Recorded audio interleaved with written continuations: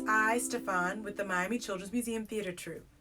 There are different ways that stories have been passed on to us from generations to generations.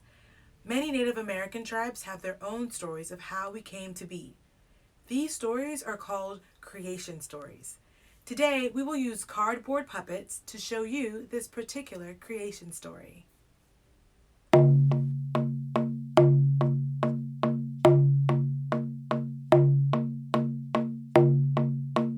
Today, we will be learning about how the owl became the wise animal that it is today, and a creation story originated from the Onieda Tribe. The Oneida Tribe are an American Indian tribe. They are one of the 5 founding nations of the Iroquois Confederacy in the area of upstate New York, particularly near the Great Lakes. A long time ago, Roweno, the everything maker spirit, made all the animals, birds, reptiles, and insects. It was an important job, yet a very stressful job. First, he would make the body, choosing fur, skin, or feathers, whichever looked right. Then he gave each creature a say in how they should be completed. Shape of the ears, legs, no legs, tail, no tail, and so on. Roweno was very busy. One day, when he was working on Rabbit, Owl was sitting in a tree nearby, waiting impatiently for his turn. Hoo, hoo. Be quiet, Owl. I'll get to you next. Turn around and close your eyes. You know that no one's supposed to watch me work on other animals. Hoo!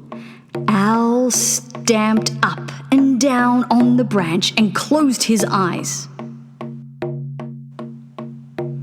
Roweno went back to work on Rabbit, shaping Rabbit's hind legs. May I please have long legs and ears like deer? Of course you can. I always try my best to make animals how they want to. Roweno made Rabbit's hind legs longer and then stopped to admire him. Thank you! And could I have sharp fangs and claws like Panther? Some of the other animals can be mean and might try to hurt me. Certainly. I will always give animals what they want. Let me work on your ears next, and your front legs. Roweno shaped Rabbit's ears very long, just the way he wanted them. Back on the branch, Owl grew more and more impatient. Hoo, hoo! I want a nice long neck like Swan, and beautiful red feathers like Cardinal, and a long beak like Egrets. Be quiet, Owl. I have to finish making Rabbit first, and then you'll be next. Now turn around and close your eyes. Hoo, hoo! I want a beautiful crown of plumes like herons, and I want you to make me into the fastest, most beautiful, most wonderful bird of all. Stop that noise, Owl. I can't think properly. Now please turn around, close your eyes, and keep quiet. Hoo, hoo! You can forbid me to watch all you want, but I won't turn around and I won't close my eyes. If I want to watch, I will. Roweno became very angry. Forgetting about Rabbit's front legs, he turned to the tree, grabbed Owl from the branch and shook him. Owl's eyes grew big and wide from fright. Roweno then gave a bop to the top of Owl's head and pushed it down onto his shoulders. Then he pulled out Owl's ears until they stood up, one on each side of his head. There. Now you have big ears so you can listen when someone asks you to do something. You have a short neck that won't let you move your head to watch things you shouldn't see. And you have big eyes, but you'll only be able to see properly at night when I'm not working. Owl was so surprised he just stared.